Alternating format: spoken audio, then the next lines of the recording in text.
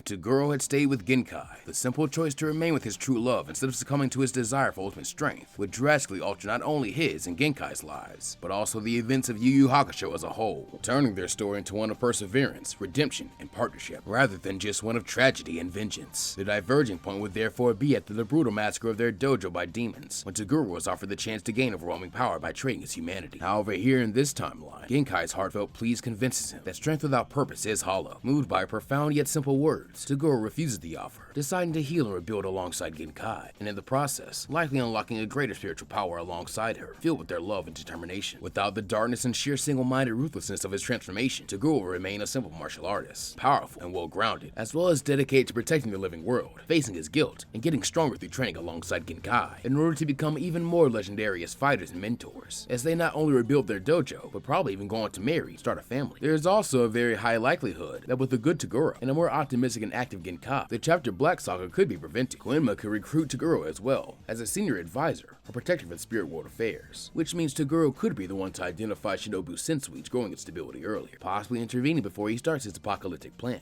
and more importantly, stepping in to comfort and counsel him that the actions of a few scumbag humans don't define all of them, any more than bad demons define all demons, hopefully saving the other spirit detective from nihilism and despair as a mentor and counterbalance with a healthy view of the duality of good and evil. At the same time, Toguro might also replace Yusuke's role as Sensui's main opponent, seeing their confrontation as the battle of ideologies, far before what happened in canon. Finally, when Yusuke and his spirit detective team eventually comes into the picture, the dynamic of the story shifts even more significant, as Yusuke's training will become even more intense and effective with Genkai and Toguro teaching him from the start, seeing him learn discipline and restraint, alongside honing his spiritual energy, which will prepare him far better for the Three Kings arc. Meanwhile, for the rest of Team Urameshi, Kuwabara would see Toguro as a role model, balancing strength and kindness, and as a result, would likely never retire, instead continuing his journey to grow stronger as he deepens his studies. And as it would just ring as a funny coincidence throughout the multiverse, I think this version of Kuwabara would go on to be one of Toguro's favorite and most powerful students, while Hiei would eventually come to respect Toguro's rejection of power at the cost of humanity and kindness, and Kurama would appreciate Toguro's wisdom, drawing parallels to his own struggles with his demon past. Finally, at the Dark Tournament, it would likely still happen, but without his iconic and main villain, it would still need a main villain with some pretty serious chops, willing to stand up against an even stronger Team Urameshi, with Toguro and Genkai backing them this time. Since overall, this would probably be an idealized timeline, but what do you think of